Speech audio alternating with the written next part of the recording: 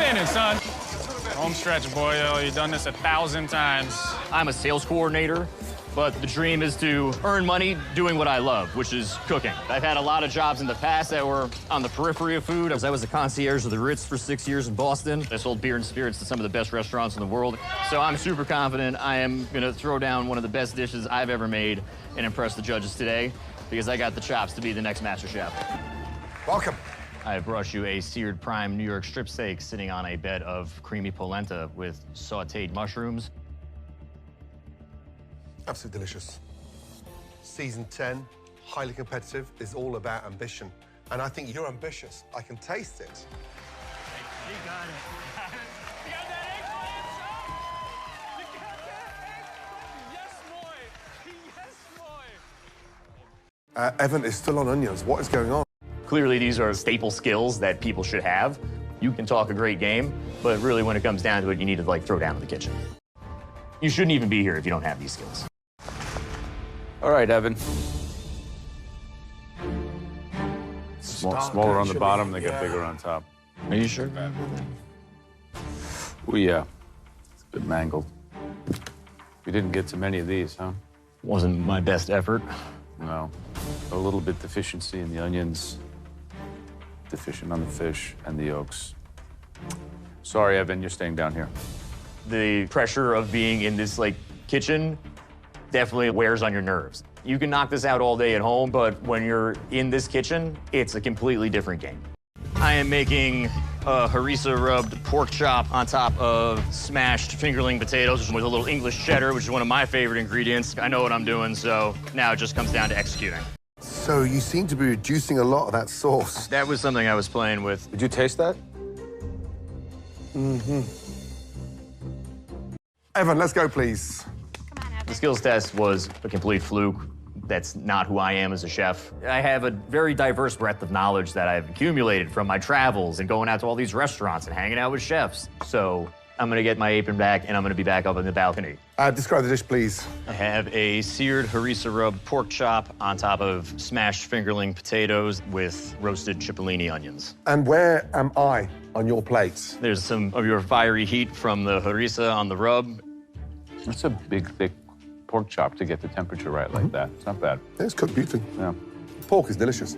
Potatoes actually taste better than they look. I don't think that you overcook the rub, which is what a lot of amateur cooks do. I just think aesthetically it's off-putting and it's missing a fresh element. It just needs more. It's a season 5 dish. Now we want the aesthetic, we want dishes that pop. Season 10, the levels here, we want it all. Thank you, Evan. Evan, we all know that you've got bags of experience.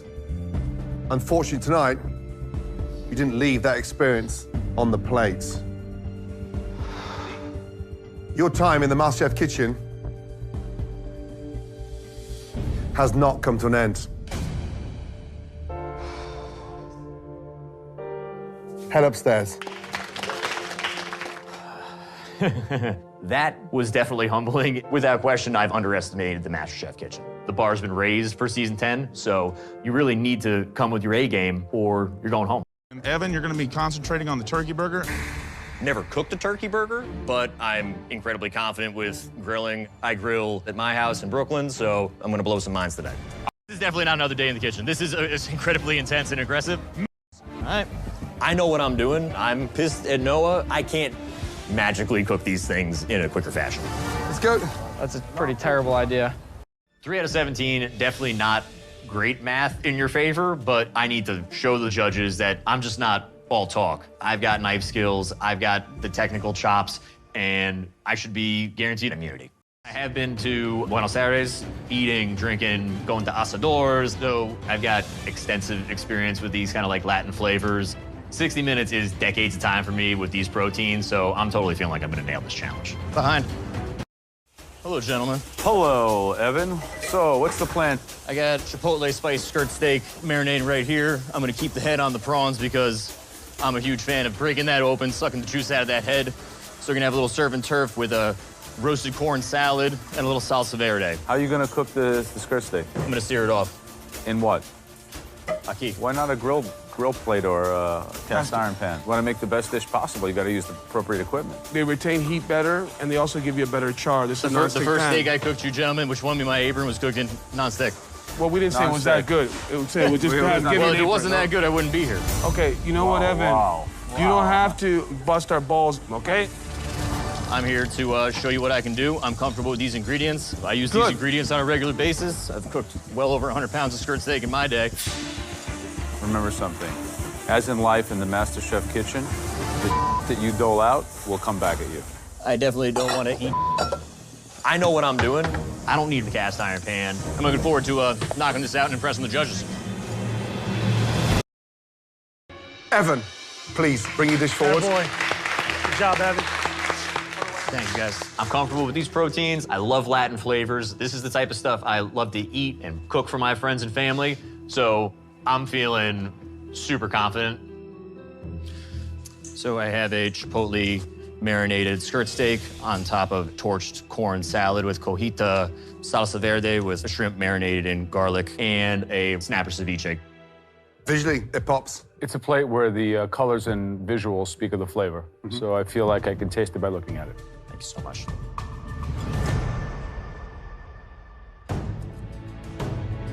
We've got the acidity, we've got the saltiness on the cheese, and you've got the cook. Absolutely nailed. The ceviche is also, in its balance and its sweetness, is really, really top-notch, you know? Thank you. I absolutely love this dish. There's so much attention to detail from the way that you cut cherry tomatoes to make them uniform to the corn kernels. I love the acidity that just permeates this whole dish. If I had to take you to task on something, it's that you didn't use the cast iron pan, which would have gotten you an even better sear on that steak. Next time, do me a favor and listen. But well done. Well, I definitely had one of the best dishes in this room today, and I should be on the balcony, but I don't care, because I'm gonna continue to move forward and kick ass and take names in this operation. Time is on which shelf? I know next to nothing about a tartare, but I've got the deepest knowledge base that's out there. I've traveled the world. I know about a ton of ingredients, so I'm feeling like really confident, and I'm super excited. So, Evan, you a big dessert baker? No. Jeez, you have to be a complete package. I got plenty of package. I actually do bake a little. I have family members that bake semi-professionally. That's not going to help you tonight. You need to know Well, what... I spent a little time with them, learning some tips, so... So what are you gonna be doing? Talk to me here, Evan. So it's gonna be an apple tartane. Okay, are you doing anything unique with your creme anglaise? I'm gonna kinda fly by the seat of my pants. Anyway, Yeah. Evan. Thank you. It's a pleasure, gents. I'm not worried in the least. I'm gonna blow right through this thing. I don't need Gordon's step-by-step instructions. I can knock out awesome dishes with what I got up here. So, come at me. So, I'm looking at the tartane, and looks wet, like there's almost like a little too much caramel. Let's do this. I decide I'm going to pour off a little bit of the caramel liquid. What the hell is he doing? I know what I'm doing. That actually looks kind of sexy. I promise if there's somebody can do it, just you. What happened to Evan's... What is that? Looking down at the tart, it looks really dry. Did you drain off some of that excess juice? I did. Good. Did you keep it? That would have been genius. Never throw that genius stuff away. It's true, it has all that flavor and that complexity. I really wish I didn't toss that like extra caramel, but when it's said and done, like, I'm happy with what's on the plate. Evan, please come forward. Let's go, Evan. I'm a little worried that it's maybe like a minute or two over, but if that was in front of me and I liked apples and fruity dessert, I'd probably neck a bite of that. Describe the dish, please. I have an apple, lemon, and ginger tartare with a thyme anglaise. So, aesthetically, it looks like a tarte fine. It's like you've got puff paste with sliced apples on there. Did you cut the apples further than half? No, I cored and quartered the apples. Quartered. Quartered. Quartered. Half of them. Like little slices of apples this I big? took the halves and half them. That's why. So the problem you've got there is that they'll never, ever retain any form of structure whilst caramelizing. I didn't cut mine into quarters. Let's get in there, shall we? How long did you cook it for? 22 minutes, roughly. 22 minutes. So you quartered the apples and cooked it longer than I suggested. I didn't have a timer running, Right. so I just looked for the color. Do you often bake without a timer? Do you drive without looking at the speedometer? I don't drive that often living in the city. Baking is not like making an omelet or cooking a steak where you touch it and you feel it. There's a science to this. I had my eye on the clock. I executed to the best of my ability. The actual crust is way better than the apples. The apples are way overcooked. The problem with this is it's more like an apple tart. Flat? Yeah, it's like a... Where is the caramel? Look, there's nothing. There's no caramel. Nothing. Where is it? This is not a tarte tatin. This is an apple tart. The whole part of a tarte tatin for me is that beautiful balance of having it caramelized and also having a little bite to it. This has gone the other way. It's very simple for me. It's a very good apple tart. It's a very poor apple tart tartan. Apologies. Thanks, Evan. Great job, Evan. Evan, you didn't put your spin on it. You completely changed the dish.